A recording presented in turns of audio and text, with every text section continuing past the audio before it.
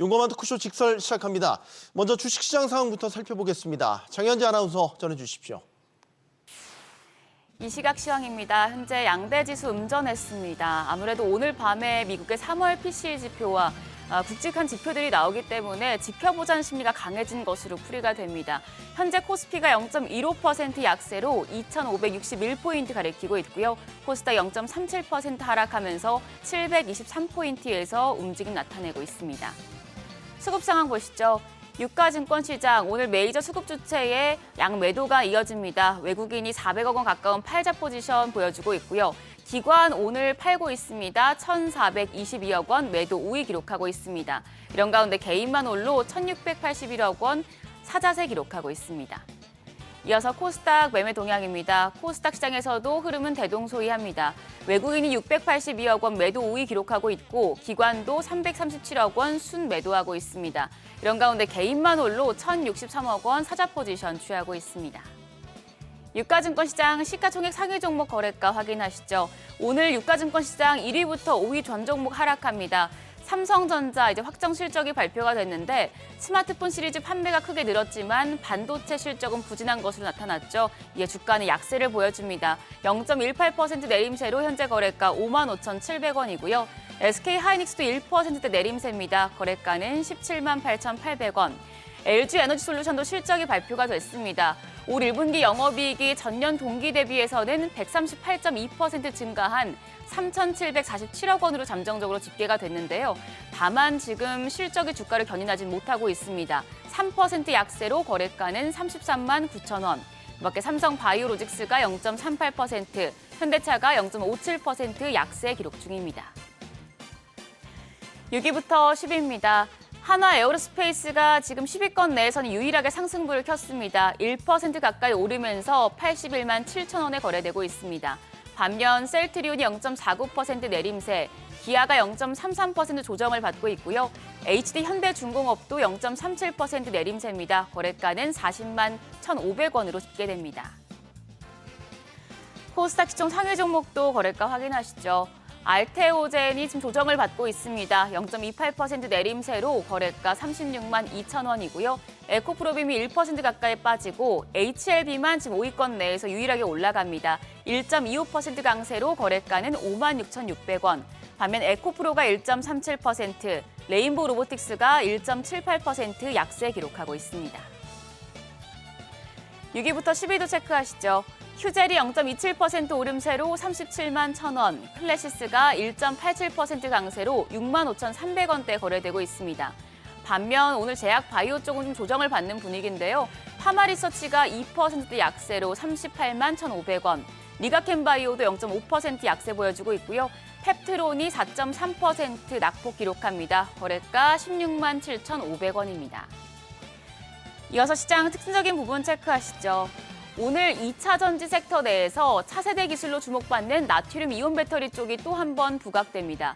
애경케미칼이 국내 최초로 출시한 고성능 음극제용 하드카본으로 나트륨 이온 배터리 에너지 저장 장치 시장을 공략한다는 소식이 전해졌는데요.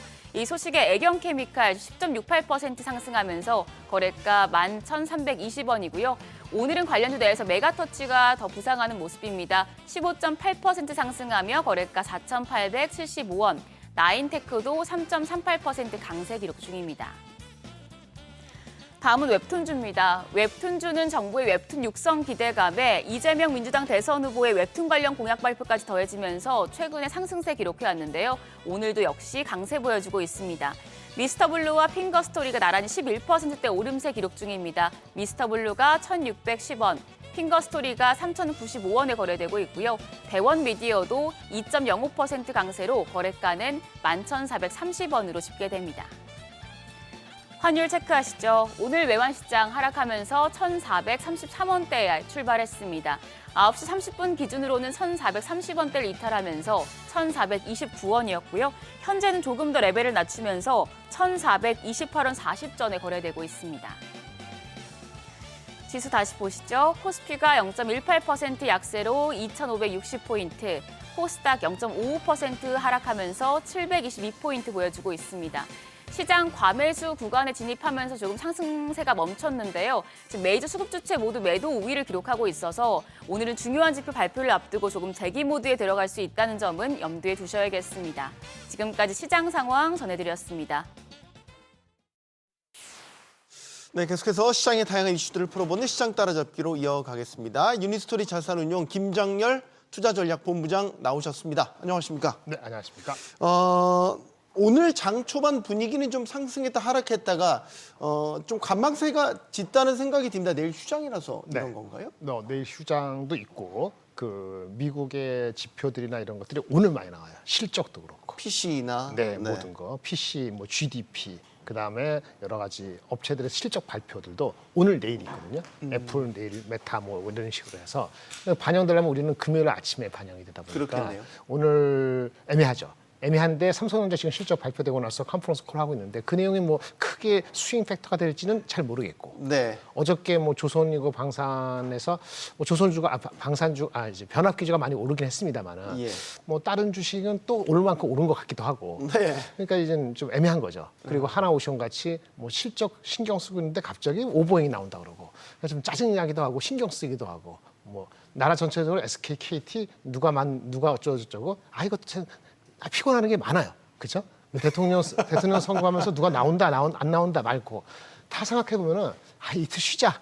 뭐 아예 신경 안 쓴다면 5월 8일날 와서 5월 7일날 와서 하는 거고 신경 쓰는 사람들은 오늘 내일은 쉬고 금요일날 하자 이럴 수도 있는 거예요. 네. 그럼 일단 오늘 의미 있게 그러니까 내려가고 올라가는 건 중요하지만 오늘 거래량이 수반되면은 그 의미가 있어요. 근데 거래량이 수반이 잘 안 되면은 별 의미가 없다. 네. 뭐 장이 뭐 1% 이상 빠지거나 1% 이상 올라가면 모르겠는데 아마 그렇게 될 정도의 스윙 팩터가 나올 가능성이 별로 없어 보이니까 네. 이 실현하는 사람이 더 많으면은 일단 빠지고 본다. 이렇게 설명할 수 있겠습니다. 유가증권 시장은 지금 약보합권에서 움직이고 있습니다. 뭐 뭐니 해도 오늘 삼성전자 확정 실적이 나온 부분을 먼저 짚어봐야 될 것 같습니다. 매출 79조, 영업이익은 6조 6,800억 원대가 나왔습니다. 예상대로 반도체 부분은 부진했고, 네, 맞습니다. 이거를 휴대폰 부분에 어느 정도 메꿔주긴 했네요. 네, 그렇죠. 어떻게 평가하십니까? 사실은 이 4월 초에 이미 그 잠정 실적 발표할 때 큰 숫자 6조 6,800 뭐 이건 나왔기 때문에 부문별로가 확정되는 건데 부문별로 나온 거 봤을 때는 뭐 아까 말씀하신 것처럼 휴대폰하고 뭐 TV 같은 거 포함한 게 DX라고 그러거든요. 네. 영어로 해서 항상 헷갈리는데 디지털 익스피리언스 그 부분이 가장 컸어요. 네. 4조 7천억이니까 휴대폰만 발라냈을 때 제가 수치를 못 봤습니다. 4조 넘을 것 같고 그럼 반도체가 1조 간신히 넘은 것 같기 때문에 애널리스트들이 3주 전에 미리 브레이크다운을 한 숫자라 크게 대동소이했기 때문에 수치 갖고는 별 의미가 없고 지금 막 진행하고 있는 컨퍼런스 콜이 이제 시작한 지 한 5분 됐을 텐데 네. 거기서 무슨 질문과 답변이 나오는가. 근데 지금 처음에는 막 나레이션 읽을 거란 말이에요. 그렇죠. 4분기 실적이 어땠고 네. 2분기 전망 어떻고 그거니까 아마 그거가 되려면 한 10분, 5분 더 있어야지 첫 번째 무슨 커멘트가 나오지 않을까 싶습니다. 네, 본부장님과 방송을 하는 동안 저희가 이제 삼성전자 컨콜 소식을 계속 수시로 체크를 해가면서 전해드릴 예정입니다. 컨콜 이야기, 뭘 제일 관전 포인트로 두고 계세요? 일단은 뭐 근데 사실은 뭐 컨콜에서는 가장 중요한 건 실적 나왔으니까 네. 2분기에 가이던스가 될 수 있는 거예요. 2분기 영업이익을 얘기하진 않아요. 근데 반도체에서 D램, 낸드 가장 중요한 얘네잖아요. 네. 이거의 출하량 증가가 어떻게 되느냐. 하이닉스가 실적 일주일 발표했죠. 네. 하이닉스가 2분기 전망을 좋게 줬어요. 출하가 는다. 의미 있게 는다. 이게 뭐 관세 앞두고서 수요를 땡긴 것도 있겠지만 어쨌든 간에 이구환신도 있고 는다 했거든요. 10% 20% 이렇게 증가한다 했는데 과연 삼성전자는 얼마나 는다고 2분기 빚 그로스를 얘기하고 거기에 대한 의미 있는 해석을 해줄 것이냐는 게 첫 번째고요. 그다음에 가장 중요한 건 최근에 엔비디아 관련돼서 아까 코멘트한 것 같은데 관세 영향, 중국 수출 규제 그거에 간접적 영향이 안 좋겠죠. 거기에 대해서 어떤 얘기를 하는지 어떤 대책이 있는지 이 두 가지가 가장 중요할 것 같습니다. 네. 뭐 세 번째 질문은 아마 답이 안 나올 것 같은데 HBM3 콜 그다음 원C 디램에 대한 설계 6월달 진행이 잘 되고 있다. 뭐 이렇게 얘기한다면 오케이 그러면 결과 가져와 이렇게 할 수도 있고 그래요? 라고 달아들 수도 있겠죠. 네. 물론 간밤에 이거 관계없이 좋은 어떤 소식이 약간 기사에 나온 거 하나 있긴 있습니다. 파운드리에서 퀄컴한테서 2나노 공정에 대한 수주를 내년 하반기에 받을 수 있을 것 같다라는 보도가 기사가 나왔습니다. 나왔는데 네. 하도 이제 그런 거 비슷한 게 나온 게 많아서 그게 얼마나 임팩트가 있고 그게 사실일지는 또 한 6개월, 9개월 이상 기다려봐야 되기 때문에 네. 아 그렇구나 노력하는구나 이렇게만 아마 받아들이고 정중동으로 받아보는 것 같습니다. 모건 스탠은 SK 하이닉스를 가지고 보고서를 냈어요. 네. 빙산에 비유를 했습니다. 네. 이것 때문에 주가 영향이 꽤 있었습니다. 하루 이틀 영향이 있었습니다. 네, 어떻게 보십니까? 빙산. 빙산이라는 게 겉으로 보이는 건 요만하지만 이제 그 밑에 맞습니다. 거대한 얼음을 숨기고 있지 않습니까? 네, 그 숨겨 있을 수 있죠. 근데 그 친구들이 얘기한 거 핵심은 두 가지입니다. 관세가 HBM도 포함해서 다 부과가 될 것이다 얘기한 거고요. 두 번째는 삼성전자가 분발해서 치고 올라오면 HBM에서 경쟁력에서 챌린지를 당한다. 두 가지거든요. 그 가정이죠. 가정이죠. 그게 그렇게 된다 그러면 하이닉스 살 이유가 없습니다. 그렇죠. 그렇다고 네. 삼성전자 사는 건 또 다른 문제죠. 예. 왜냐하면 이제 관세 매기면 삼성전자도 영업이익이 한 10에서 15%는 빠질 거거든요. 하이닉스만 빠지는 게 아니고 오히려 그 휴대폰에 관세를 몇 개 매기게 되면 그런 식이면 반도체 매기면 휴대폰은 당연히 매기게 되거든요. 근데 휴대폰에 대해서 관세가 애플 때문에 어떻게 유예된다 어쩌나 이런 얘기가 있는 건데 네. 이제 관세가 반도체를 매긴다 메모리를 그거 만만치 않은 건데 과연 귀추가 주목되긴 합니다만 그렇게 단정적으로 얘기할 수 있는지 모르겠어요. 만약 그렇게 가정 두 가지를 확실히 믿는다면은 아마 모건 스탠리 입장에서는 하이닉스 목표 주가를 대폭 하향했었어야 되고 그렇다고 해갖고 그게 삼성전자를 간다고 하는 그 논리는 조금 부족한 점이 있고요. 그렇다면 맨 위에 엔비디아를 산다는 것 자체도 말이 안 되는 거라고 봅니다. 그래서 뭐 자기의 의견이니까 할 수 있는 거고요. 가정은 관세 매기고 삼성전자가 튀어오르면 하이닉스가 영향을 나쁘게 받는 건 맞습니다. 어쨌든 그런 노이즈가 됐던 시그널이 됐던 일단 나온 얘기이기 때문에 주가는 이제 애매하게 긍정적이지 못하게 반응하는 게 맞습니다. 요즘 시장의 가장 뜨거운 섹터는 뭐 역시 조선, 방산, 조선주 중에서도 이제 하나그룹 계열, 한화오션이 상당히 주가가 뭐 랠리를 달렸는데 어제 완전히 급락했어요. 그렇죠. 굉장히 투자자들이 당황을 많이 할 정도로 급락했어요. 네. 오늘도 지금 1%대 하나오션 말씀하시는 거죠? 한화오션입니다. 네네. 네. 하나오션은 실적은 잘 나왔습니다. 예, 하나오션 실적은 잘 나왔. 하나오션이 나왔나? 하나에어 헷갈리긴 하는데 어떤 하나오션이나 하나에어로스페이스 이슈가 아니에요. 네. 일단은 오버행 KDB가 산업은행이 지분을 일부 매각한다는 거잖아요. 네. 사실 이번에 매각하는 거는 갖고 있는 19.몇%에서 한 5%를 알고 있고 그 가격이 8만 몇천 원이라고 알려져 있기 때문에 네. 직구 주가보다 어제 많이 빠져갖고 지금 주가보다 높게 파는 거죠. 근데 그게 안도가 되진 않죠. 왜? 나머지 지분도 언젠가 팔 거 아니에요. 언젠가는 뭐 영원히 갖고 있지는 않으니까 산업은행이. 그리고 중간중간에 올라가면 그런 게 신경 쓰이겠죠. 그러면 다른 주식을 먼저 사거나 펀더멘틀 외적으로 이런 이슈가 없는 주식을 사겠죠. 그게 이제 하나 에어로스페이스가 될 수도 있고 하나 네. 에어로스페이스는 대주주입니다만 그게 하나 오션의 지분을 KDB가 파는 거를 하나 에어로스페이스가 영향을 나쁘게 받을 이유는 또 없는 겁니다. 네. 하나 에어로스페이스 실적 잘 나왔습니다. 그러니까 오늘 조금 좀 올라가긴 하는데 힘이 좀 부족한 거는 미리 올랐어요. 네. 또 밸류에이션의 PER이 23배 가다 보니까 장도 애매하니까 추가적으로 상승하는 건 좀 눈치를 보는 건데 그래도 대장주로 사는 게 낫거나 아니면 이런 거 관계 없는 게 뭐 있어요. 현대 로템 같은 게 가장 싸거든요.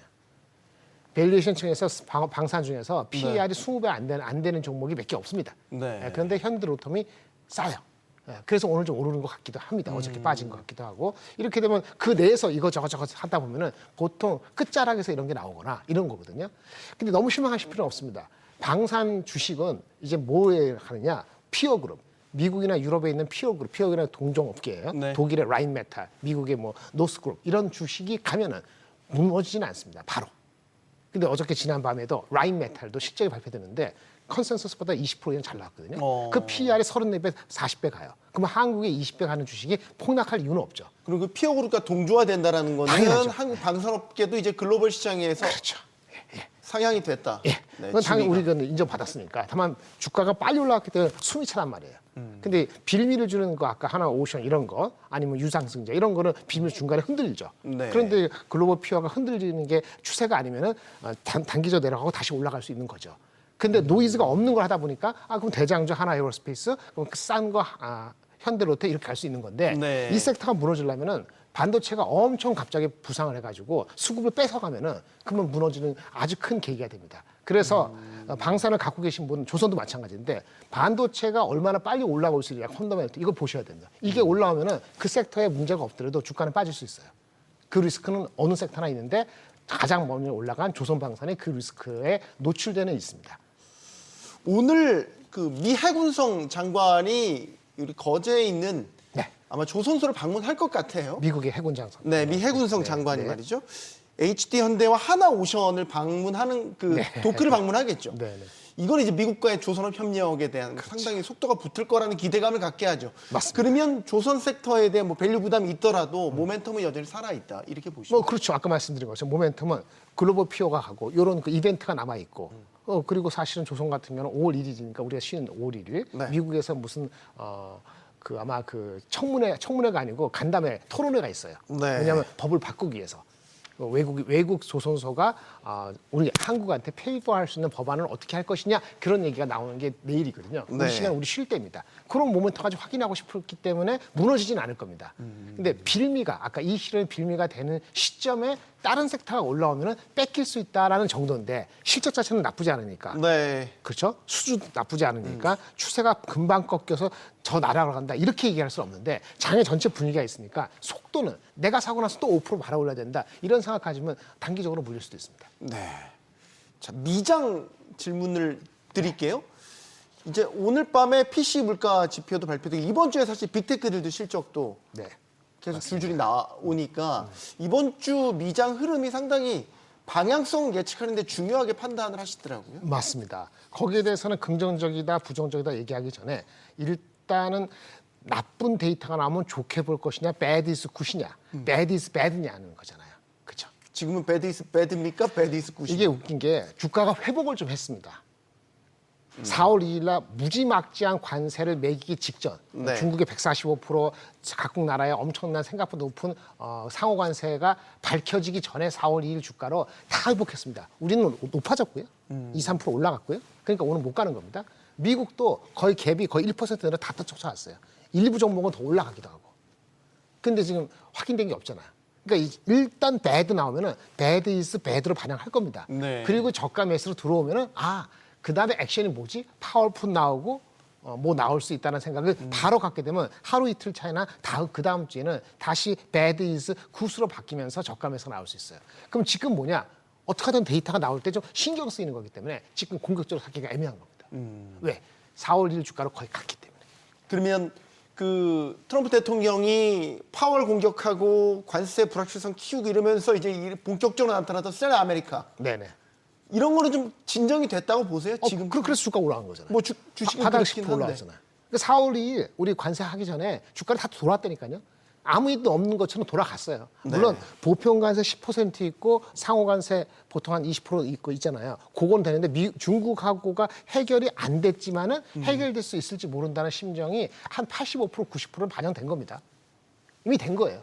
근데 만약에 진전이 안 되면 다시 내려갑니다. 그런데 어저께 오늘도 계속 나온 게 일본하고 된 게 잘 될 수 있다. 인도하고도 잘 된다. 한국하고도 빨리빨리 진행된다는 식으로 이렇게 선풀 비슷한 걸 날리고 있잖아요. 네. 그게 진행이 되면은 지금 최근에 한 10% 올라온 것이 정당한 건데 이 상황에서 데이터가 나쁘게 나와요.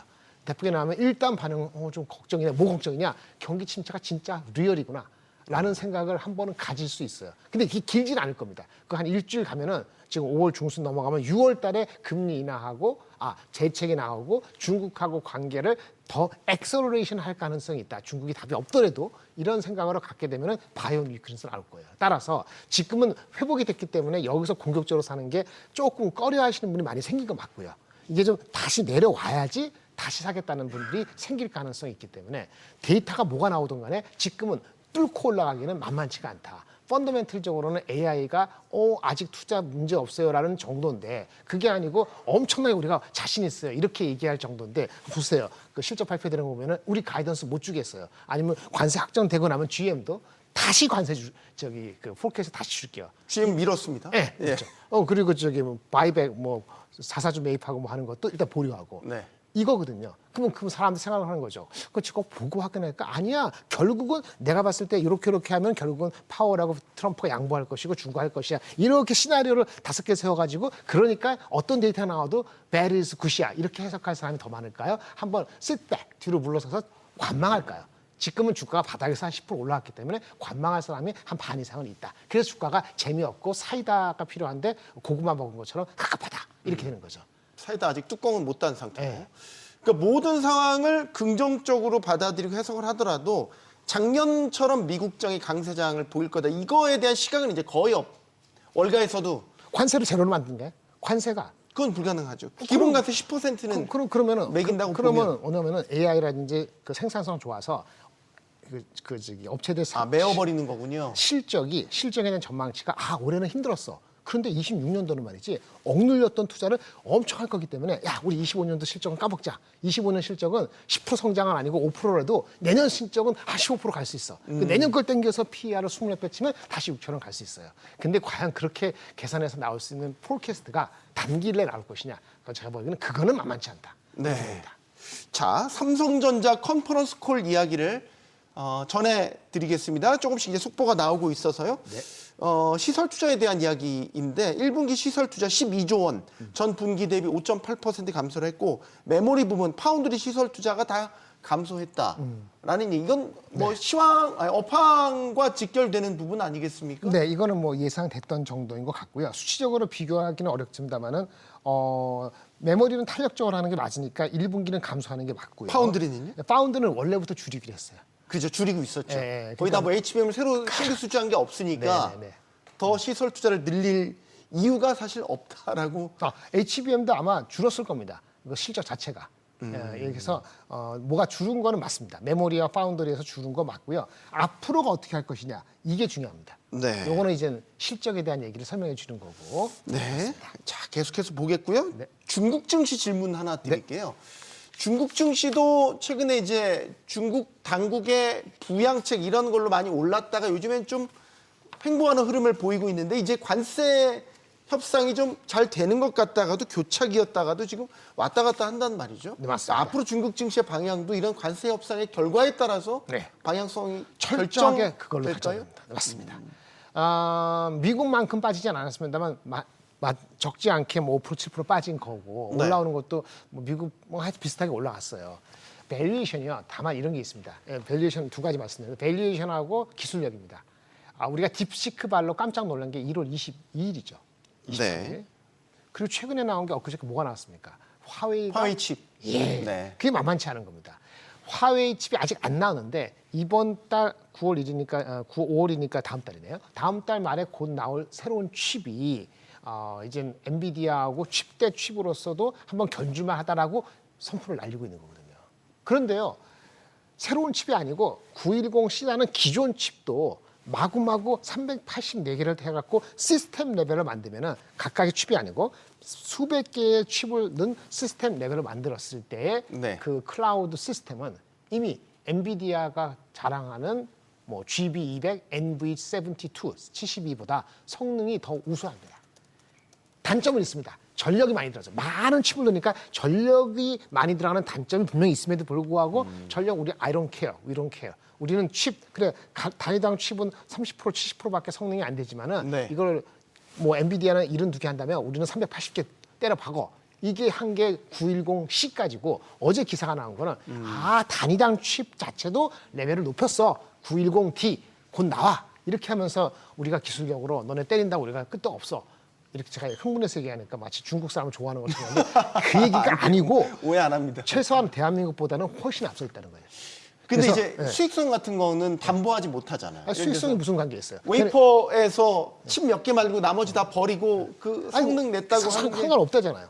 그냥 적자하고 난다는 거잖아요. 한 2년을 버틸걸요? 그러니까 이제 중국 당국이 이런 식으로 언론 플레이 하는 게 저희가 고지고대로 받아들여도 되나라는 의구심을 항상 갖고 있어요. 반도체가 공급이 문제가 적자가 나왔고 죽을 때 업체가 죽을 때 어떻게 죽냐면요. 여러분 잘 모르실 텐데 2008년도 리먼 브라더스 사태 있을 때 있잖아요. 그때 반도체가 엄청 많은 적자가 나면서도 업체들이 안 죽어서 삼성하이닉스가 힘들었거든요. 네. 그때 우리가 서방 국가라고 하는 독일에 그 반도체 업체가 있어요. 그 업체가 하나만 그러니까 100 매출하면 100% 적자. 100% 적자를 2년 동안 버티고도 막판에 2년, 3년째도 죽습니다. 중국이요? 그 정도 아니거든요. 네. 올해 내년까지 죽지 않아요. 테크는 그런 거 상관없습니다. 착각하면 안 돼요. 또 기술력이 공산당이니까 또 보조금은 엄청 싫겠죠. 서방보다 훨씬 낫다는 거예요. 기술력으로도 올라갔고. 그래서 이거 무시하시면 안 됩니다. 그래서 미국 주식보다 중국의 주식의 테크 주식의 경우에 밸류에이션이 갭이 이렇게 많이 벌어져서 있을 수가 없다는 걸 사람들이 이제 알았고요. 언제부터? 1월 말부터. 지금 밸류에이션 갭이 20%로 좁혀졌습니다. 지금은 비슷합니다. 지금은 이제 어디가 더 좋다고 주식을 산다면 애매한데 제가 한 달 전에 나왔을 때나 아니면 그때는 중국이 많이 내려가 있었거든요. 좀 많이 올라왔죠. 그 중국하고 미국하고 테크 비중이 테슬라 같이 100배 가는 주식하고 샤오미하고는 차이 있습니다. 테슬라는 100배, 샤오미는 40배. 이거는 기술적 차가 있어요. 네. 샤오미가 그 이상 가기는 어렵습니다. 그렇다고 테슬라가 200배 간다는 건 아니지만 요 두 명을 빼고 하면은 밸류에이션이 25대 20 정도 됩니다. 미국이 25, 얘가 20이에요. 그 정도 갭은 리즈너블합니다. 더 벌어지면은 중국 사는 게 낫고요. 더 확대되면 그러니까 더 벌어진 중국 사는 게 낫고 좁혀지면 미국이 낫는데 미국은 또 정치적인 이슈를 봐야 되는 거죠. 그렇게 보시는 게 맞습니다. 자, 마지막 삼성전자 컨콜 이야기 하나만 더 짚어보고 본부장님 보내드리겠습니다. 로봇과 AI 같은 신사업 추진하겠다.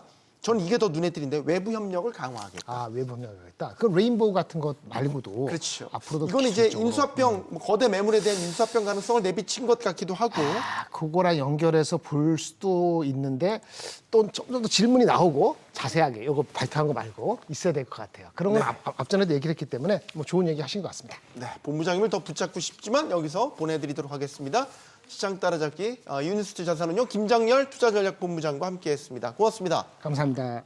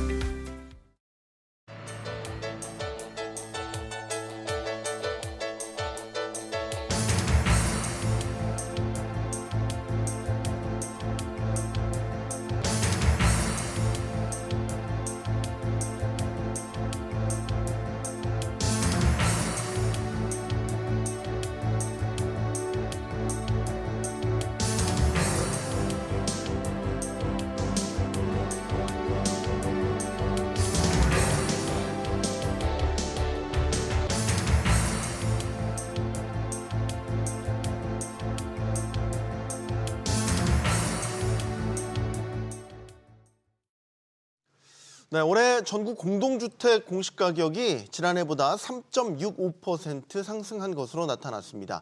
지난해 변동률이 1.52%였으니까요. 2배 이상 높게 나타나면서 올해 보유세 부담이 커질 것으로 예상이 됩니다. 한편 윤석열 전 대통령이 탄핵되면서 윤 전 대통령이 공언했던 공시가격 현실화 방안의 폐기, 이 정책이 멈춰서게 될 위기에 놓여 있습니다. 그 외 윤 정부에서 추진했던 부동산 정책도 시계제로 상태가 됐죠. 자, 이런 정치적인 상황이 부동산 시장에는 어떤 영향을 미치게 될지 살펴보겠습니다. 함께해 주실 분들 소개해드리죠. 창조도시경제연구소 이재문 소장 나오셨고요. 또 건국대 부동산대학원 최황수 겸임교수, 명지대 부동산대학원 김윤재 겸임교수 나오셨습니다. 안녕하십니까? 안녕하십니까? 용감한 토크쇼 직설은 SBS 비즈 뉴스 앱과 유튜브에서 실시간으로 시청이 가능합니다. 자, 공시가격 현실화율 지난해에 이어서 올해도 동결된 가운데 인상률을 보니까 3.65%로 발표가 됐습니다. 시세 반영이 잘 된 결과라고 보시는지요, 소장님? 일단 뭐 작년에 1.25% 올린 상태에서 3% 넘게 올라갔다라는 건 어느 정도의 이제 주택가격 상승분을 담아냈다라고 이제 보여지는데요. 이것이 이제 그 양극화 시대가 더 강화되면서 이제 뭐가 됐냐면 이것이 전국적으로 좀 고르게 반영이 됐을까에 대해서는 조금 의문을 가지고 있습니다. 고르게 반영됐다. 예, 지역마다 편차가 그렇죠. 크다는 이제 지방 말씀이세요? 같은 경우는 이제 부동산 가격 하락세가 지금 유지되고 있는 상황이고, 그다음에 이제 서울도 마찬가지로 서울도 양극화가 돼 있다 보니까 오른 지역들은 많이 올라갔지만 네. 오히려 하락하거나 보합세를 유지하는 지역들이 있음에도 이제 이렇게 반영이 됐다라는 건 일부 지역에서의 어떤 그 불공평성이라든지 이제 이런 문제가 좀 대두되지 않을까 이렇게 생각을 합니다. 왜냐하면 공시가격 자체가 네. 재산세나 종부세 등 그 각종 그 세금과 어떠한 이런 부분들에 대한 행정복지제도의 어떤 기준이 되는 부분이 있다 보니 이제 일률적으로 이렇게 이제 이 올라간 부분을 이제 평균을 내 가지고서 이제 반영을 하다 보니 약간의 이제 그런 것들이 반영되었을까라는 어떤 그런 의문을 갖고 있습니다. 그러니까 우리가 공동주택 공시가격 그 변동률을 해마다 이렇게 보면 물론 상황도 좀 특수한 상황이 있었지만 정책적으로도 현실화율을 아주 급격히 반영했다가 또 이걸 또 걷어들이는 막 이런 왔다 갔다 하는 네, 지금 화면에 나오네요. 들쭉날쭉해요. 저 집 가지고 계신 분들은 어디에 장단을 맞춰야 될지 모를 정도로 왔다 갔다 한 것 같습니다. 김 교수님 어떻게 보십니까? 저 변동률 편차가 너무 큰 거 아닙니까? 가격이 시장 가격이 변하니까 현실화율은 보통 69%로 정체돼 있었잖아요. 네. 고정시켜 놓고 시장 가격이 변동하는 데서 69%를 적용하니까 저렇게 나오는 거거든요. 그러니까 현실화율을 바꾼 게 아니라 지역에 따라서 말씀하신 것처럼 강남이나 서울에는 급등을 하고 네. 지방은 오히려 시세 이하로 그러니까 전고점 대비해서 하락이 많았었어요. 그러다 보니까 변동폭은 커질 수밖에 없는 거죠. 네, 그래서 나온 현상이기 때문에 이게 지금 잘 반영된지 안 되는지는 이 해당 당사자를 보면 아는데 이 이익 건수가 이의 제기, 의견 제출 건수가 확 줄었어요. 역대 5년 사이에 가장 최저치입니다. 그러니까 별 네. 문제가 없다는 얘기죠. 그렇기 때문에 현실화율은 잘 반영됐다는 소비자 만족도 같은 걸로 평가하시면 될 것 같습니다. 네, 지금 이제 공시가격 현실화율도 문재인 정부 때 이제 본격적으로 현실화율을 높여서 반영하기 시작했다가 이제 윤석열 정부 들어와서 이제 그거를 다시 이제 낮추는 방향으로 실제 이제 적용되는 비율을 보면 조금 떨어지는 저런 모습들을 보이고 있네요. 최 교수님께도 한 말씀 듣겠습니다. 지금 현실화율 반영 정도 적정하다고 보시는지요? 뭐 정확하게 적정화가 반영됐다라고 보기에는 뭐 그럼 진짜 검증을 해봐야 되니까 알 수는 없을 것 같고요. 네. 근데 뭐 어떤 데는 좀 불만이 있을 수 있고 어떤 데는 그냥 적정하다 아니면은 뭐 생각보다 좀 덜 올랐네 이런 느낌이 있을 수 있잖아요. 그런데 최소한 이제 평가할 수 있는 거는 이제 무리하게 반영된 것 같지는 않다.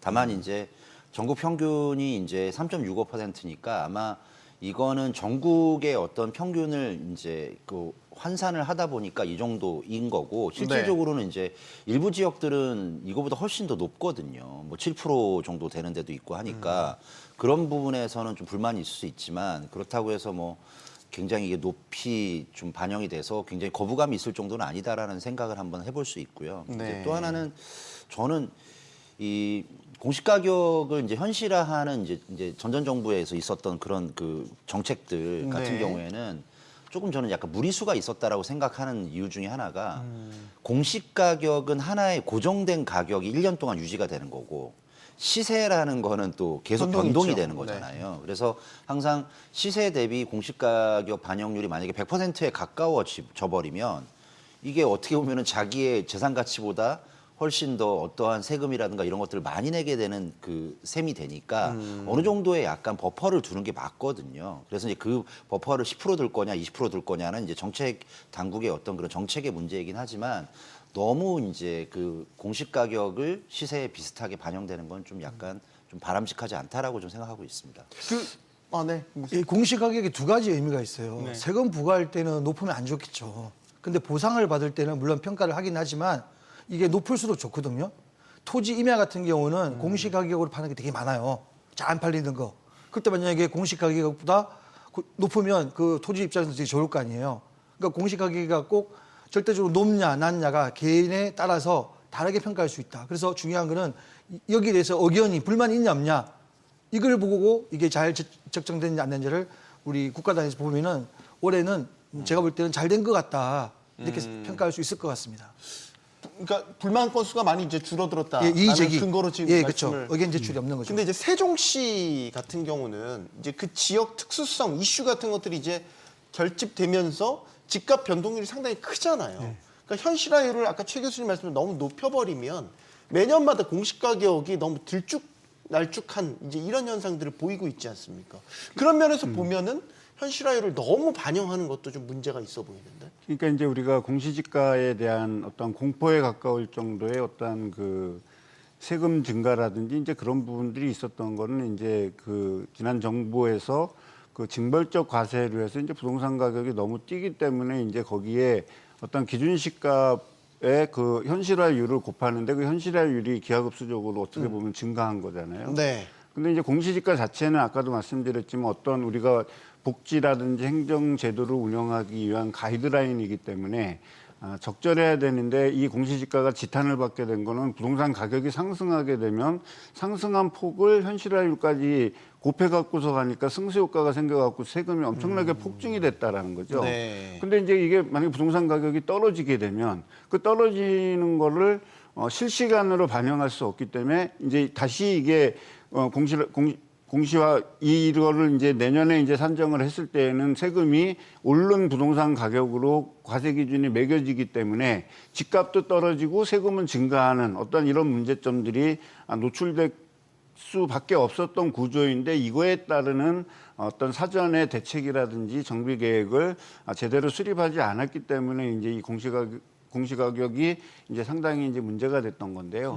근데 이제 공시가격 자체의 어떤 제도적인 당위성과 이제 이런 것이 있고 그 다음에 이 공시가격 자체가 어떤 주택가격의 등락폭에 대한 평균치를 내서 거기 안에서 포섭될 수 있는 어떤 그 허용 범위를 좀 정해준다라면 제도적으로 상당히 운영될 수 있을 것 같고요. 또 세종시 지금 아까 질문하신 내용 중에 네. 이 세종시가 이제 문제인데 세종시가 주택 가격이 2020년인가요? 2022년에 47% 정도 올라갔거든요. 네. 그러니까 올라갔다가 이제 2021년, 2022, 2023 이렇게 계속 지나가면서 반등했던 가격이 계속 떨어진 겁니다.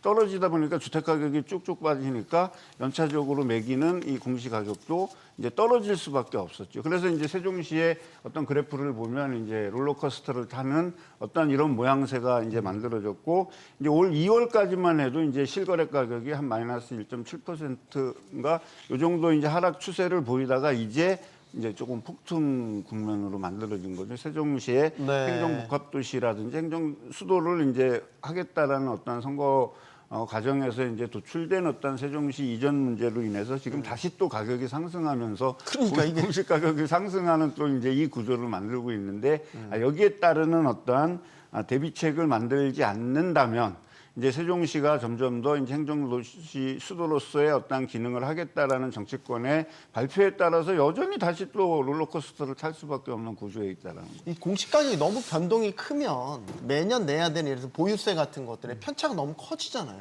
그러니까 집 가지고 계신 분들은 나는 그냥 가만히 있는데 공시 가격 변동이 너무 크니까 뭐 전해에는 뭐 예를 들어서 500만 원 냈다가 올해는 막 800만 원 내라고 하고 뭐 이제 이런 식의 이제 당황스러운 상황들이 맞닥뜨리게 될까 봐 그런 거예요. 이게 이제 공시가격 현실화율은 69%로 고정돼 있어요. 문재인 정부에서는 30년까지 90%까지 올리는 걸 네. 그러면 시가가 올라가면 이게 당연히 가격이 올라갈 거 아니에요. 네. 그러니까 이걸 그렇지 말고 시가는 조정할 수 없지만 공시가격 현실화율은 69% 고정을 시켜놨어요. 지금은 고정된 상태죠. 그러니까 69%가 변동된 건 아니에요. 오히려 지금 문재인 정부 같은 경우는 78.4% 적용되기 때문에 더 높은 거죠. 그런데 그대로 이게 했다면. 시가가 그러면 시가가 우리가 시가 전 그 아파트가 거래되는 게 아니잖아요. 몇 개 거래된 걸 가지고 그냥 같이 묶음으로 가는 거예요. 그러다 보니까 표본 추출을 해서 그렇죠. 그러니까 계산을 가격이 하는. 오른 아파트를 가지고 내 아파트를 같이 묶어버리는 거야. 그러니까 팔 생각이 없고 그냥 거주할 사람들은 덩달아서 공시가격이 올라가는 거죠. 서울 같은 경우는. 세종시가 시가가 거래 가격이 막 폭등할 거 아닙니까? 네. 폭등할 때 그냥 덩달아 올라갔다가 뜰 때 덩달아 내려가고. 그러다 보니까는 여기에 참여하고 그러니까 거래 의사가 없는 어떤 소유주 같은 경우는 어떨 때는 떨어졌다가 어떨 때는 올라가고 세금 내고 그런 문제가 생기기 때문에 어떤 제도적인 문제라기보다는 그 변동폭이 많은 요인들이 약간 문제가 되지 않나. 네. 그렇게 보여야 될 것 같습니다. 알겠습니다. 자, 이제 그 공시가격이 이렇게 확정이 돼서 나오면 그걸 이제 기준으로 해서 각종 세금이나 이런 것들이 이제 부과가 되죠. 강남권의 경우에는 일단 서울이 많이 올랐습니다. 전국 공시지가 상승률이 3.65%인데 서울은 7.86%, 2배 상승률 더 높습니다. 이렇게 되면 서울 지역에 집을 소유하고 계신 분들에 대한 보유세가 많이 오를 것 같다. 특히 강남권은 더 그럴 것 같습니다. 어떻게 전망하십니까? 강남권 뭐 소위 말해서 세금 폭탄 또 걱정해야 되는 겁니까? 제가 표현이 너무 과했나요? 조금 그러신 것 같고요. 취소하겠습니다. 폭탄 정도는 아닌 것 같고 네. 지금 이제 세부담이 많이 늘어날까요? 라고 정정하겠습니다. 늘어나긴 하는데 네. 이 시세가 오른 거에 비해서 늘어난 세금 그 범위를 보면 생각보다 많지는 않습니다. 예전에 보면은 이제 집값이 이제 꽤 많이 올랐던 시기들이 있지 않습니까? 그래서 그 시기에 보면은 갑자기 무슨 2배가 올랐다, 1,000만 원 냈던 사람이 2,000만 원 냈다, 막 이런 얘기가 있었지 않습니까? 네. 근데 뭐 이번에 그 오른 정도 가지고는 그 정도는 아닌 것 같아요. 약간 뭐 한 내는 금액이 많게는 뭐 한 15%, 17% 이 정도 되니까 그렇게 뭐 높아 보이진 않고요. 근데 그것 때문에 뭐 좀 현실화를 하는 부분도 아니면 이제 공시 가격 오른 거에 대해서 거부감이라든가 조세 저항 같은 것들이 있어 보이지는 않습니다. 왜 강남 아파트, 뭐 반포 같은 경우는 보유세 1주택자 보유세 기준으로 오름폭이 최대 40% 정도까지 올라갈 수 있다. 이렇게 40% 정도 오르면 부담스럽지 않을까요? 그러면은 부담스러운 거 맞죠. 네. 근데 40%가 오르는 대신에 집값이 한 20억 오른 것 같기도 하고. 근데 이제 뭐 집을 그대로 보유하고 계시 그건 이제 가치 평가니까 네. 실현 이익은 아니지 않습니까? 마치 제가 막 얘기하다 보니까 막 대변하는 것처럼 얘기가 됐는데 이해해 주시기 바랍니다. 이제 질의를 이어나가기 위해서 의도적인 거니까. 그러니까 세부담 측면에서 괜찮겠냐라는 거죠. 물론 이제 공시가 현실화율이 이제 많이 올라가면 올라갈수록 세부담 되는 건 명백관하죠. 그리고 우리 이미 겪어왔지 않습니까? 지난 정부에서. 그렇게 해서 어떻게 보면 이제 정권도 바뀐 어떤 그런 상황에서 또다시 그 보유세에 대한 부담이 공시가격 현실화에 따르는 어떤 부담과의 문제에 있어서 자꾸 이렇게 우리가 퍼센테이지를 가지고 얘기하면요. 어떤 기준을 잡아놓지 않고 40%가 증가한다고 그러면 겁이 철렁나죠. 그럼요. 두 자리 근데 그 40%에 대한 원 기준선이 됐던 부분에 40%가 올라갔다라는 거를 조금씩 따져보면 제가 봤을 때에는 감내할 수 있는 수준이라는 거죠. 근데 그 감내할 수 있는 수준에 어떤 세금을 부담하는 소유자들의 어떤 그 불만이나 이제 조세 저항에 따르는 어떤 이런 거를 감소시키기 위해서는 가이드라인이 아까도 말씀드렸지만 있어야 된다라는 거죠. 우리 재산세에는 있지 않습니까? 재산세 과세 표준 상한제라 그래갖고 네. 재산세가 많이 증가하고 부동산 가격이 올랐다 하더라도 얼마 이상은 5% 이상은 부과하지 못한다라는 어떤 가이드라인이 있다라는 거죠. 이제는 우리가 공시 가격의 현실화를 따졌을 때 이렇게 조세 부담이 증가된다라는 어떤 이런 거에 세부담만 팍 증가했으니까 이거는 마치 정부가 세를 다 뜯어가는 듯한 어떤 이런 그 약탈적 또는 징벌적 이런 어떤 분위기를 몰고 가는 것보다 거기에 따른 현실적인 대안으로 그러면 우리가 종부세나 어떤 이런 조세 부담이 증가하는 거는 상한제를 넣어서 8% 이상은 넘어가지 못한다. 네. 라는 어떤 이런 거를 제시한다라면 공시지가는 반드시 우리 사회에서 필요한 제도이기 때문에 네. 저항을 상당 부분 줄일 수 있다라고 저는 생각을 합니다. 네. 이 같은 질문을 김윤재 교수님께도 드리겠습니다. 그러니까 집값이 얼마 올랐냐 얘기를 할 때 퍼센트로 얘기하지 않거든요.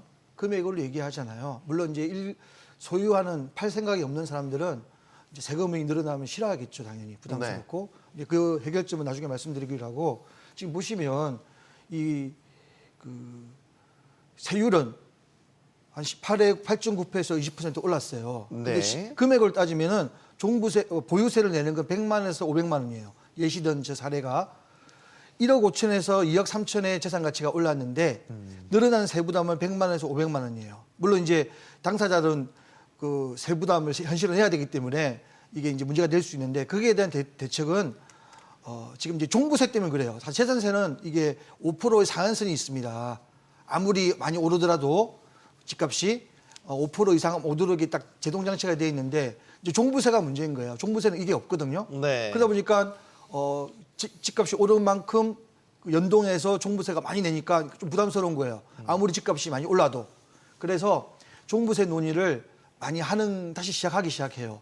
종부세가 재산세 일종이지 않습니까? 네. 이걸 재산세로 통일을 해서 가면 되는 건데 왜 종부세를 별도로 해가지고 이 사회적 어떤 낭비가 아주 심하거든요. 계속 뭐 선거 때만 되면 계속 반복되는 거 아니겠습니까? 그래서 이 종부세 논의를 재산세로 단일화해서 부과를 하면 이런 문제가 생기지 않거든요. 사실 종부세 대상자가 많지도 않아요. 전 국민을 보면 한 30만 명 정도밖에 안 됩니다. 네. 네, 그래서 이런 어떤 사회적 비용을 줄이기 위해서 더 이상 이런 문제에서 좀 더 논의하지 말고 또 좀 더 새로운 고민을 장으로 가야 될 것 같습니다. 네. 뭐 근데 참고로 말씀드리면 종부세와 관련해서는 헌재에서 합헌 결정을 내렸습니다. 그거는 이제 제가 팩트 체크 차원에서 말씀을 드리겠고요. 앞으로 이제 걱정은 이거죠. 윤석열 정부에서 추진했던 대표적인 부동산 정책 하나가 이 공시가 현실화율 로드맵을 중단시키는 거였죠. 그래서 지금 현실화율이 공동주택의 경우, 아파트의 경우에는 69%로 고정된 상태로 계속 진행되고 있는 건데 탄핵 정부가 됐단 말이죠. 윤석열 전 대통령이 이제 탄핵됐단 말이죠. 그러면 이제 이걸 원점 재검토를 하게 될 것이냐. 이제 새 정부가 들면 이걸 또 검토를 하게 될 텐데 뭐가 바람직하다고 이것도 다 생각이 다르실 것 같아서 최 교수님께 먼저 여쭙겠습니다. 이런 그 보유세 관련된 것들, 이제 네. 이거 다 공시가격에 대한 현실화율이라든가 퍼센테이지는 일종의 이제 보유세 또는 이제 그 외에서 파생되는 여러 가지 각종 조세성 어떤 그런 관련된 것들이 있지 않습니까? 연금이라든가 이런 부분들. 근데 저는 이 근본적인 생각을 좀 해봐야 되는데 국민들이 생각하기에는 그 보유세를 내는 거랑 그 다음에 또 기타의 세금을 내는 거라는 것은 내가 내는 비용은 똑같단 말이에요. 결국엔 통으로 다 해서 이제 항목이 다를 뿐이지. 다르죠. 그러니까 다를 뿐이지 내가 내는 어떤 부동산 관련된 세금들은 있는데 저는 이게 명분을 한번 생각을 해보면 일단은 아직까지도 우리나라가 OECD 평균보다는 보유세 비율이 좀 낮은 편이에요. 네. 담세율이라고 하잖아요. 그러니까 어떤 세금을 걷어서 이것을 어떻게 이제 쌓아나가나 했을 때 OECD 평균이 12%가 넘는데 아직까지도 우리는 9%대밖에 안 되거든요. 그러면 이제 이걸 올리는 거에 대한 명분은 충분히 있다고 생각을 해요. 그걸 갖다가 만약에 이제 고정돼 있는 어떤 그 증가율이 아니라 그걸 더 높이는 것들도 어느 정도 이제 나름대로 국민적 합의라든가 충분히 명분은 있는데 문제는 뭐냐면 우리나라가 같은 세금은 아니지만 어쨌든 텍스는 텍스란 말이에요. 거래세는 OECD 최고 수준이란 말이에요. 그러면 보유세를 올리는 건 좋다 이거죠. 그런데 예를 들어서 전반적인 균형을 맞추려면 결국에는 거래세 같은 것들은 확실하게 내려야 되고 실제로 지난번 대통령 선거 때에도 지금 이제 탄핵당한 윤 대통령도 마찬가지고 당시에 상대방이었던 현재 그 지금 대선 주자로 다시 나서게 되는 네. 이재명 대표도 똑같이 거래세에 대해서는 인하 얘기를 했지만 그 이후로는 사실은 일부만 약간 유예를 했을 뿐이지 실질적으로 시장에 효과가 미칠 만한 어떤 또 OECD 평균을 맞출 만한 그런 노력들은 전혀 없었단 말이죠. 네. 그러니까 어느 한쪽만 건드리고서 이건 이렇다 저렇다 얘기하는 게 과연 무슨 의미가 있을까 싶어서 그러니까 균형을 맞추는 어떤 그런 조세 정책들도 분명히 다각적으로 같이 놓고 봐야 되지 않을까라고 한번 말씀드리고 싶습니다. 현실화율 지금 일단 로드맵은 폐기 수순으로 윤석열 정부에서 갔었는데 이게 지금 원점 재검토를 해야 될 상황에 놓였단 말이죠. 그대로 가는 게 맞다고 보시는지 아니면 현실화율 로드맵을 다시 부활 뭐 좀 방식은 다를 수 있겠지만 서서히 높여가는 방식으로 다시 방향 전환을 하는 게 맞다고 보시는지. 이게 이제 부동산 공시법이 개정이 돼야 되는데 네. 윤석열 정부에서는 법 개정이 안 됐어요. 안 되니까 잠정 조치로 69%를 고정시켰거든요. 그렇죠. 근데 이제 법을 바꿔가지고 하면 되는데 이제 의회에서 다수인 민주당이 야당에서 하다 보니까. 반대를 안 했잖아요. 네. 반대를 했잖아요. 그러다 보니까 이제 법대로 하면 다시 가는 거예요. 90%. 지금 이제 그 정부가 민주당이 기존 정책을 그대로 그대로 고수한다는 가면 가정하에 우리 박사님 갈 얘기하신 가능성이 것처럼 높다는 거죠. 거래세는 낮추는 게 맞습니다. 보유세도 낮추는 것도 맞아요. 이게 보유세를 높이는 이유는 부동산 투기 때문에 그 보유세 관련된 세제를 강화시키는 거거든요. 그러면 가장 피해자가 모기 잡겠다고 초과상간 태우는 그런 형식으로 대부분의 1주택 내 집에서 살고 싶은 사람들이 이게 막 본의 아니게 좋았다가 또 피해를 보는 상황 아닙니까? 그래서 이런 얘기도 나오고 있어요. 처음부터 이 집값 산정을 내가 처음에 분양받거나 샀을 때 가격이 있을 거 아니에요? 네. 그 가격에서 여러 가지를 고려해서 집 개별 주택마다 가격이 다 달라요. 다 다른데 그냥 우리는 행정 목적상 간편하기 위해서 엑셀로 쭉 긋는 거야. 그러다 보니까 내 집값이 올라갈 땐 좋지만 세금 낼 땐 싫거든요. 그래서 개별 주택 미국이 아마 그런 식으로 할 거예요. 개별 주택의 개별자에 맞춰 가지고 집값을 산정을 하면 보유세도 당연히 낮을 거고 물론 양도세는 커지겠죠 나중에 팔 때는 그렇게 가는 게 합리적이지 않나 이런 얘기를 나오고 있습니다. 개별 주택 가격별로 그렇죠. 세금 기준을 그러니까 우리가 산정하는 양도세를 거예요? 신고를 하잖아요. 예. 보유세도 집값을 신고를 하면 돼요. 자기가 내 집값이 얼마다. 매년 신고해요. 아니죠. 매년 신고할 필요는 없죠. 왜냐하면 일단 신고를 하면 그 처음 신고한 가격에서 이제 연동되게 갈 수 있는 거죠. 예를 들어서 2024년도에 내 집을 10억이라고 신고했다면 그 다음해에는 내가 신고하지 않아도 뭐 물가 상승률이나 그쵸, 전체 예. 뭐 토시지가 상승률을 반영한 그 다음 게 자동 산정이 되고 뭐 그런 식으로. 그렇죠. 예. 아마 그런 데이터들은 충분히 지금 보유하고 있을 겁니다. 왜냐하면 이제 실거래가 신고라든지 이제 이런 것들에 대한 자료들이 되게 이제 누적돼 있을 거니까 이제 아이디어와 어떤 생각을 찾는다라고 얘기하면 방안은 찾아낼 수 있을 거라고 생각하고요. 이제 네. 공시가격 현실화율에 대한 부분에서 지금 윤석열 정부에서 추진하던 현실화율을 폐지하겠다라는 건 아마 폐기가 되지 않을까라고 이렇게 생각이 들고요. 그리고 폐기를 했다 그러면 무조건 대책을 내놓지 않을 거냐 그건 아니잖아요. 그렇게 되면 이제 수정 보완될 거라고 이렇게 생각합니다. 아까도 말씀드렸듯이 가격이 올라갈 때와 가격이 하락할 때의 어떤 괴리 문제, 그다음에 기하급수적으로 늘어나는 세금의 어떤 부담을 어떻게 줄이는가에 대한 제도적 장치, 그다음에 이제 이런 것들이 이제 감안됐을 때 이제 네. 현실화율을 이제 수정해서 아마 새로 이제 입법을 추진하지 않거나 아니면 계류되어 있는 법안 중에 수정안을 다시 제출해서 이제 다시 국회에서 재논의를 하지 않을까라는 어떤 이제 부분이 나올 것 같은데 이제 어쨌든 국회는 다수당인 민주당이 지금 차지하고 있기 때문에 어떤 민주당에서의 어떤 그 현실화율에 따르는 부분은 사실은 여야 합의가 되지 않은 상태에서 지금 이제 계류가 된 거잖아요. 그러니까 네. 이제 그런 부분에 대한 재논의가 있지 않을까 이렇게 생각이 듭니다. 네. 자, 이제 미래를 얘기를 해보겠습니다. 6.3 대선 대진표가 지금 서서히 좁혀져 가고 있죠. 윤곽을 드러내고 있습니다. 그래서 각 당의 후보들도 하나둘씩 부동산 공약들을 내놓고 있습니다. 전체적인 방향을 보면 공급을 좀 확대하겠다, 주택 공급을 확대하겠다. 이거는 좀 공통 분모 같아요. 워낙 그동안 이제 공급 확대가 부족하다, 너무나 많은 질타를 받아서 그런지. 근데 지금 화면 나오네요. 이재명 더불어민주당 대선 후보 같은 경우도 공공분야 임대주택 공급 확대하겠다. 그리고 재개발 재건축 용적률을 상향하는 거. 저건 이제 저 재건축을 좀 활성화하기 위한, 그래서 공급을 늘리기 위한 방안이 되겠죠. 김문수 국민의힘 대선 후보 중 한 명도 1인용 주택, 세대 공존형 아파트 공급에 대한 공약. 한동훈 후보도 재건축 초과이익 환수제 폐지. 저것도 어떻게 보면 좀 재건축을 활성화하기 위한 방안 중에 하나로 읽혀집니다. 전체적으로 보면 공급 확대에 방점을 찍고 있다. 이 방향성은 맞다고 보십니까? 최 교수님. 왜 의미심장한 미소를 지으십니까? 아니 어느 대선 후보도요 공급을 줄이겠다고 얘기하는 걸 한 번 들어본 적이 물론 없어요. 그러네요. 이게 또 나오면 무조건 공급 확대하겠다고 너무나 당연한 하겠죠. 얘기인 것 같기도 하지만. 네. 근데 이제 약간 안타까운 건요, 앵커님. 사실은 공급은 집값이 조금 안정화됐을 때 열심히 해야 그래도 어느 정도 희석의 효과가 있어서 네. 장기적인 서민 주택의 어떤 그 가격 안정을 꾀할 수 있는데 제가 보기에는 지금 어쨌든 금리가 지금 다 종착역까지 내린 상태가 아닌 상태에서 이제 공급을 하면 제가 보기엔 청약 경쟁률도 상당히 높아질 가능성이 많단 말이에요. 불과 1년 전, 2년 전까지만 해도 집값이 굉장히 좀 침체됐다 안정화됐을 때만 해도 네. 청약 시장에도 좀 경쟁률도 낮았고 그랬잖아요. 사실은 그때 공급을 좀 많이 했어야 이제 오르는 시기에 어떤 이런 것들을 좀 어느 정도는 제어할 수 있는데 근데 왜 다 그때 그런 생각은 못 합니까? 항상 그러니까 그런 것 같습니다. 항상 비싸니까 이게 다들 지금 너무 발등에 불 떨어지듯이 다 원래 공급하겠다고. 이 정치를 타면 안 되는 물건 중에 하나가 부동산인데요. 모든 정부가 정치에 태웁니다.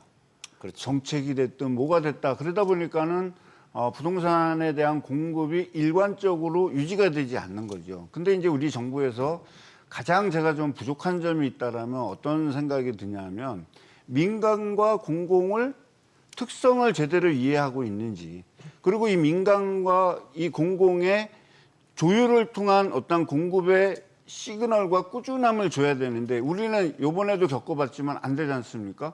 윤석열 정부 딱 들어와가지고서 재건축, 재개발에 대해서는 뭐 특별법도 만들고 신도시법도 만들고 별거를 다 만들어서 추진했지만 정작 전 정부에서 만들어놨던 3기 신도시에 대해서는 거의 무방비 상태로 있었거든요. 그러다가 PF 문제하고 민간 건설사의 사업 수지가 악화되니까 인건비 상승 등등으로 네. 자, 악화되니까 민간에서는 안 짓지 않습니까? 그럼 공급이 끊어졌다는 얘기죠. 근데 그 민간을 어떻게 보면 지원해주기 위해서 공공마저도 끊어버렸으니까 공급에 어떤 공백이 생겨버린 거죠. 항상 이렇게 번갈아 가면서 이런 현상들이 만들어지는데 제일 중요한 거는 공급의 시그널을 꾸준하게 유지해줘야 된다라는 거죠. 근데 그게 유지가 안 되면 뭐냐면 어느 순간에는 이 공급이 문제가 생길 수밖에 없잖아요. 그러면 또 주택가격을 부추기게 될 거고 주택가격을 부추기게 되면 다시 또 규제를 강화시키고 뭐를 해갖고 가격을 낮추거나 억제하기 위해서 갖가지의 제도들이 나올 수밖에 없다라는 거죠. 그 틀을 깨기 위해서는 공공과 민간의 어떠한 그 균형점을 찾아서 끊임없이 공급을 유지시켜주는 게 좀 필요하다.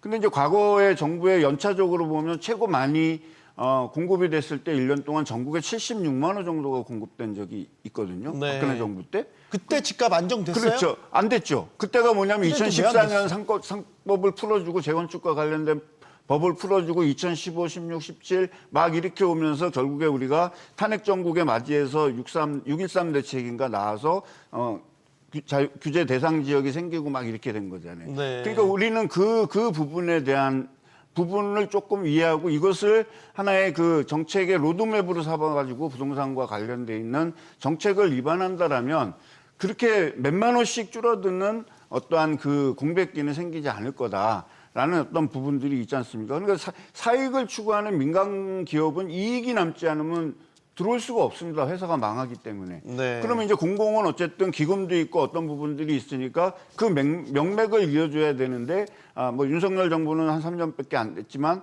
결국에 이제 3기 신도시를 놓고 본다라면 아주 실적이 미미해서 내년에만 7천호 정도밖에 안 들어오는 이런 부분이 있다 그러면 주택의 공급 문제는 아무리 택지를 조성하고 뭐 신도시 계획을 발표하고 재건축 재개발을 발표하더라도 재건축 재개발을 아무리 시간을 줄인다라고 하더라도 시간이 줄어들겠습니까?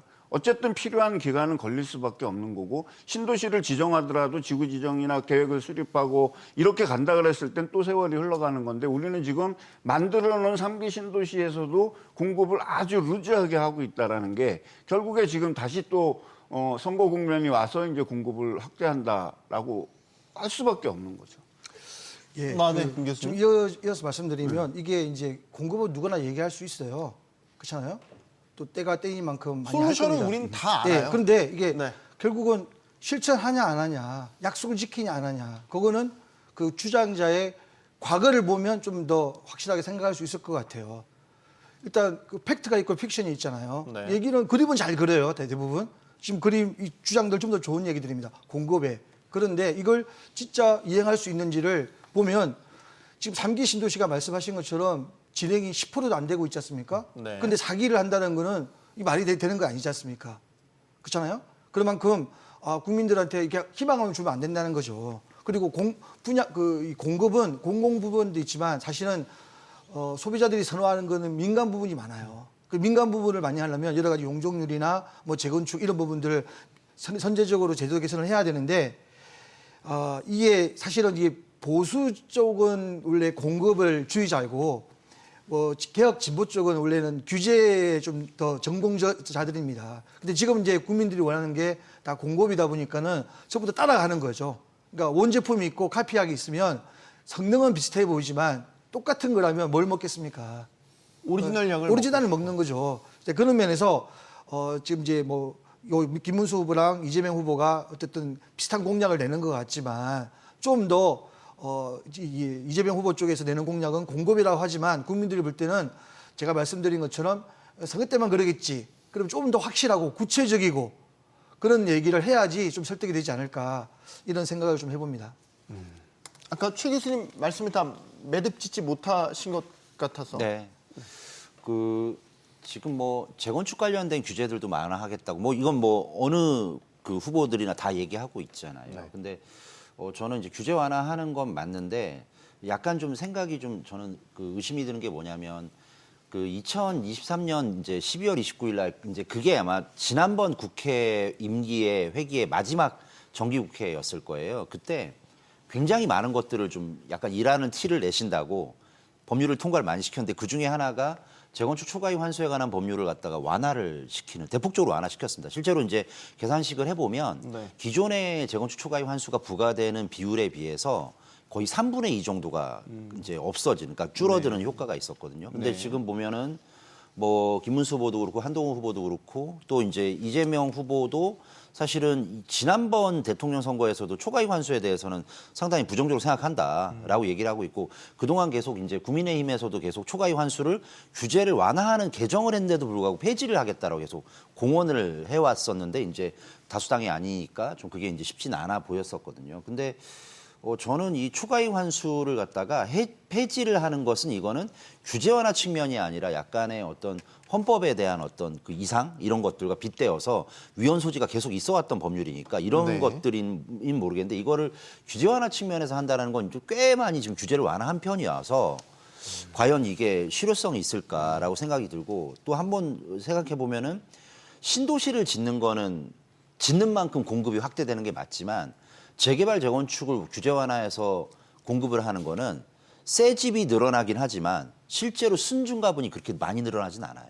왜냐하면 기존에 살고 있던 조합원, 네. 입주민이 있기 때문에 그래서 이런 부분들도 한번 약간 득실을 좀 따져봐야 되지 않을까? 정확하게 이런 생각이 듭니다. 근데 지금 대선 후보들이 이제 공이 내거는 거 주택 공급 확대 방점을 찍고 있고 이제 세부 정책으로 이제 재건축 재개발이 이제 선호하는 거는 수요가 많은 지역에 주택을 공급할 수 있다라는 이점이 있지 않습니까? 우리 소위 얘기하는 서울 안에 수도권 안에 이제 이런 식으로 재건축 재개발이 이루어지게 되면 선호 지역이니까 조금 더 사람들이 살고 싶어하는 지역에 주택이 공급될 수 있다. 그래서 지금 이재명 더불어민주당 후보 같은 경우에도 재건축 분담금을 좀 완화하는 이런 방향의 공약을 제시를 하고 있고 용적률을 높이는 이런 것도 지금 이야기를 하고 있단 말이죠. 이것도 결국에는 다 주택 공급을 늘리기 위한 다 그렇죠. 방점을 찍고 그리고 이제 나오는 공약들 아니겠습니까? 네, 우리는 이제 어떤 전반적으로 놓고 본다 그러면 자연환경이나 어떤 보존 가치가 낮은 지역에서조차도 용적률이 이제 적용을 너무 받다 보니까 고밀 개발 자체가 좀 힘들어지는 부분이 있습니다. 근데 이제 과감하게 3기 신도시나 아니면 이제 만약에 국회의사당이 세종시로 이전을 한다든지 이렇게 됐을 때 여의도에 나오는 부지, 용산 부지라든지 이제 이런 거를 고밀 개발을 통해서 이제 가야 되는 부분들이 있는데요. 이제 이런 부분들은 이제 개발 사업으로 이제 가는 부분이니까 조금 그래도 가능성과 실현 가능성이 있지만 이제 재개발 시장은 지금과 같은 우리 경제 국면 상황에서 놓고 본다라면 네. 문제는 뭐냐하면 용적률을 어느 정도 높여주고 뭐를 했다 하더라도 재건축에 대한 규제 완화가 너무 일변도로 가게 되면 부동산에서 그래도 가격을 유지해주고 가격이 상승할 수 있는 가장 원초적인 그 요인 중에 하나가 바로 희소성이거든요. 네. 근데 서울 시내에 있는 모든 아파트를 대상으로 다 재건축을 한다라고 얘기하면 그리고 그 재건축을 하기 위해서 조합 설립을 입구서부터 이제 허용이 됐으니까 무조건 조합부터 만들어 놓고 할 거라는 거죠. 그러면 조합이 난립하고 그다음에 재건축 대상 단지가 많아지고 그러면 제가 봤을 때는 건설사가 과연 붙겠냐 이거죠. 지금도 얼마 전에도 그런 현상이 생겨서 건설사들이 응모하지 않아가지고 재건축이 무산된 지역도 여러 군데 있지 않습니까? 그것도 서울에서도. 그러니까 우리가 이제 그런 부분들을 정책에서 형량을 해줘야 된다는 거죠. 그리고 그 정책이 형량이 돼서 어느 정도 간 사업지가 인문 역사적 가치라든지 이런 것들에 대한 보존 가치가 약간 떨어질 때는 용적률을 과감하게 올려줘가지고 고밀 개발할 수 있게끔 만들어주고 그래서 하나의 다운타운이 형성될 수 있는 어떠한 이런 정책 로드맵을 깔지 않고 그냥 뭐 규제가 완화됐으니까 우리가 부동산 시장에 많은 사람들이 들어와서 할 거야라고는 할 수가 없죠. 지금 우리 둔촌주공의 예를 뭐 익히 다 잘 아시겠지만 추가 공사비 부담하고 이런 문제 때문에 얼마나 몸살을 앓았습니까? 지금도 그 앓고 있는 재건축 현장들이 많아요.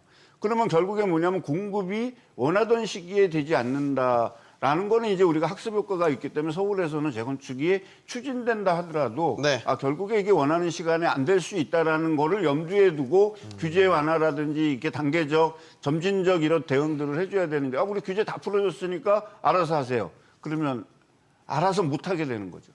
디테일이 약하다는 예. 말씀을 하시는 것 같습니다. 자, 계속 진행해 볼게요. 이재명 후보가 4기 신도시를 이제 거론을 했습니다. 근데 그냥 신도시가 아니고 4기는 스마트 신도시입니다. 지금 우리가 1기 신도시 뭐 분당이나 일산에 대해서는 윤석열 정부에서 특별법을 만들어서 재건축을 좀 촉진하는 이런 방향으로 가고 있고 3기 신도시 같은 경우는 아직 진행률이 굉장히 낮은데 공공 비중을 좀 늘린다라는 방점을 찍고 있고 2기 신도시는 좀 상대적으로 사각지대에 놓여 있는 것 같고 이런 가운데 4기 신도시가 이제 거론이 됐습니다. 현실성이 있다고 보십니까? 최 교수님? 그래서 이제 뭐 3기도 좀 그런데 지금 사실은 그 3기 신도시 발표했을 때 굉장히 이제 반발이 많았던 지역들이 있었거든요. 어디였죠? 그 노무현 이명박 정부 시절에 있었던 2기 신도시 중에 네. 이제 파주 운정 교화지구가 있었는데 예. 그게 무슨 얘기냐면 아니 2기도 아직 안 끝났는데 서울에서 더 가까운 그러니까 원래 이제 3기 신도시의 모토가 뭐냐면 서울의 경계선에서 5km 이내를 건설을 하는 거였거든요. 그러면 네. 1기나 2기보다 위치가 더 좋다는 뜻이잖아요. 근데 아직 2기 신도시도 다 안 끝났는데 위치 더 좋은 데에다가 만약에 또 신도시를 발표를 하면 우리는 어떻게 하란 말이냐 하면서 굉장히 오랫동안 이제 주말마다 촛불 시위도 하고 막 이랬던 경우가 있었어요. 그때 네. 이제 교화 3지구 같은 데가 좀 그런 데였고 남양주 같은 데도 그런 지역이 있었는데 4기 신도시 근데 저는 4기 신도시 발표해서 공급 열심히 해서 서민들의 주거 안정을 위해서 집값이 안정화되는 거 저는 대환영이라고 저는 생각합니다. 다만 주택의 공급은 이제는 필요한 지역에 필요한 만큼 해야 되거든요. 근데 만약에 별로 그렇게 수요가 없거나 필요하지 않은 곳에 개수만 많게 하는 것은 그건 의미가 없으니 그런 어떤 그 지역의 선택이라든가 네. 이런 부분들을 잘 해야 되는데 조금 생각이 좀 다른 게 뭐냐면 그런 4기 신도시에 필요한 만큼 필요한 그 공급을 필요한 지역에 필요한 만큼 공급할 만한 땅이 있겠나 이런 생각이 들거든요. 그러니까 이런 부분들은 굉장히 좀 염려스럽고 하니까 후보지로 거론되는 나온 건 데가 있나요? 하남, 감북, 김포, 고촌 이런 지역들이 후보지로 지금 거론이.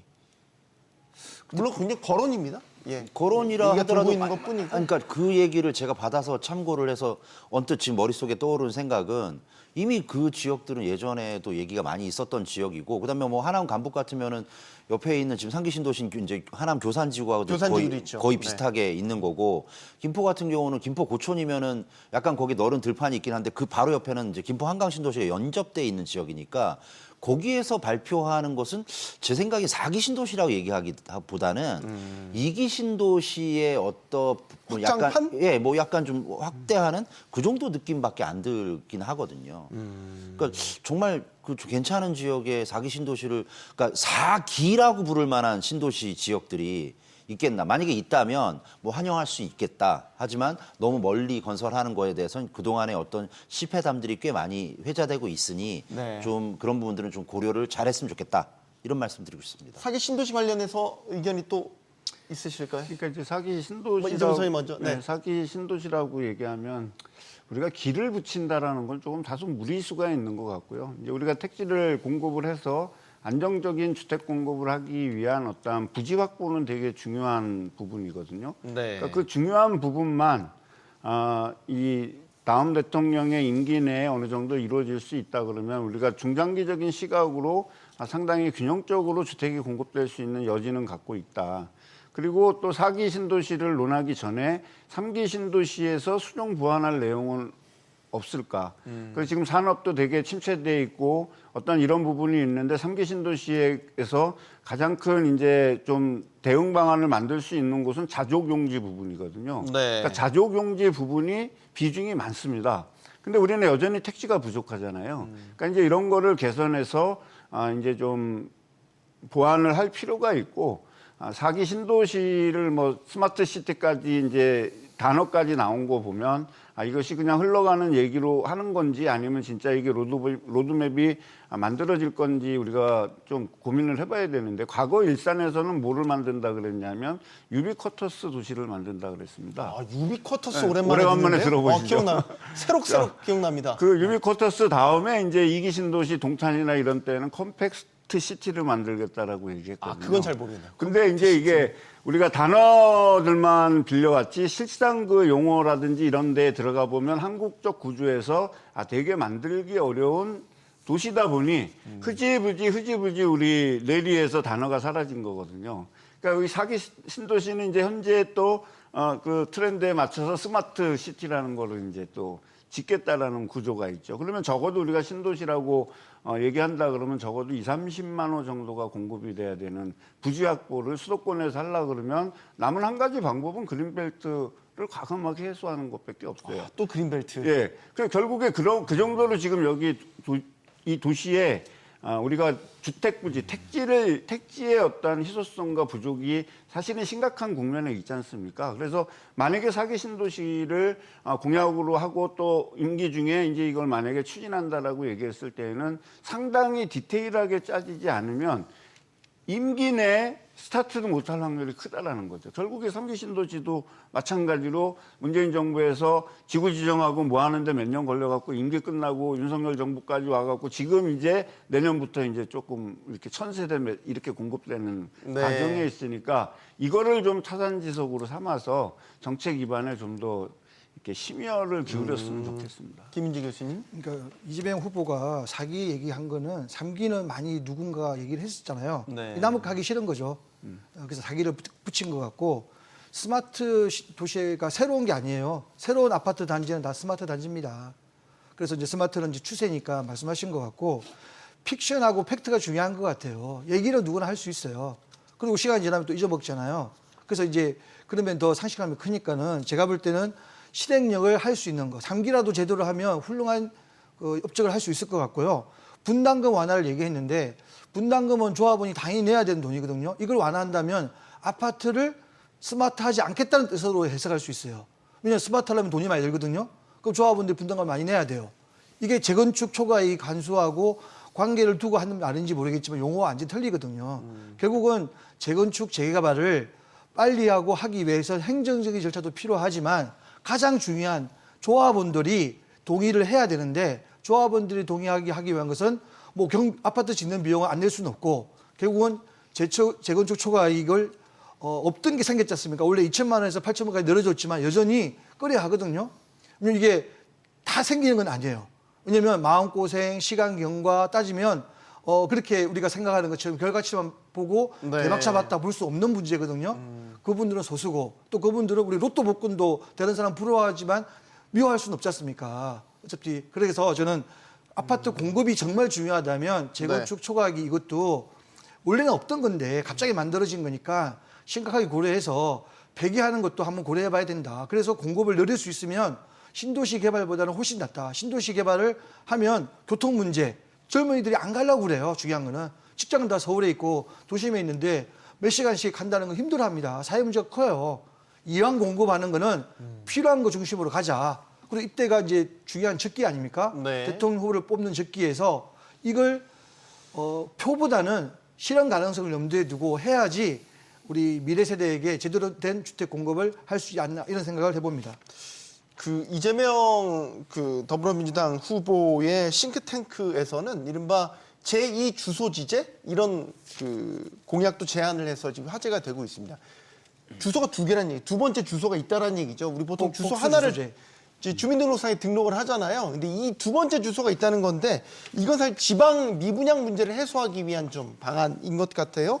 그러니까 지방에 이런 요건을 충족한 주택을 매입을 하면 2주택자가 되더라도 1주택으로 간주해서 특례를 부여하고 제2의 주소까지 보유할 수 있도록 하겠다라는 건데 이 지방 지금 부동산 침체니까 여러 윤석열 정부에서도 지방 미분양을 해소하기 위한 여러 인센티브들 막 준다고 했는데 별로 효과가 없었단 말이죠. 제2 주소지제는 어떻게 평가하십니까? 대단히 유니크하다.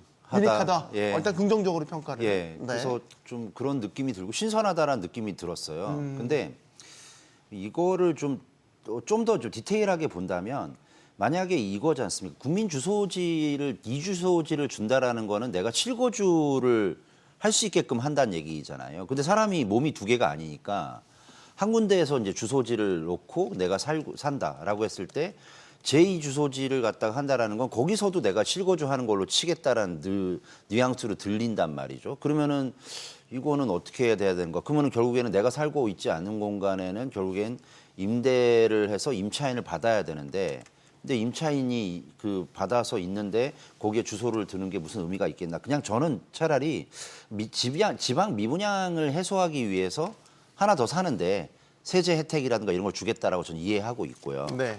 그런 느낌으로. 근데 세제 혜택을 통해서 지방 미분양을 해결하고 하려면은 확실하게 해야 되는데 제가 한번 첨언을 해드리고 싶은 거는 뭐냐면 최초의 진보 정권이었던 DJ 정부 때 어떤 일이 있었냐면 지방 미분양이라든가 이런 것들을 해소하기 위해서 네. 다주택자에게도 양도세를 일정 기간 동안 영구히 면제해 준 적이 있어요. 그러니까 약간 그 정도의 이제 그러니까 정말 지방 미분양이 그토록 심각하고 해소돼야 되는 어떤 골칫덩어리 같은 그런 느낌이 든다면 네. 정말 파격적인 조치들이 있어야 되지 않을까 그런 생각이 들고 그런 것들도 이미 전례가 있으니 충분히 한번 캠프 쪽에서도 한번 검토해볼 만하지 않을까라고 생각이 들고 알겠습니다. 아마 구체화된 것들은 아직은 좀 더 아마 스터디가 그 캠프에서도 돼야 되지 않을까라고 이해하고 있습니다. 네, 시간이 없어요. 짧게만 계속 듣겠습니다. 네. 이게 이 주소제는 복수 주소제라 해가지고 논의가 많이 돼서 그 입법화 단계에 있다고 저는 들었거든요. 네. 이제 여기에 여러 가지 문제가 많죠. 우리나라 법상 복수 주소제예요. 생활이 근거되는 곳을 주소로 한다 이렇게 법이 돼 있고 주민등록법상 주소지는 이제 한 군데뿐이지 않습니까? 네. 그래서 아마 이게 이재명 후보가 아마 얘기한 것 같은데 그래서 거기 주소를 두고 집을 살 수 있다. 그러면 이제 다주택자에서 빼주겠다는 얘기인데 지방을 살리기 위해서는 이뿐 아니라 엄청 많은 제도가 필요합니다. 사실은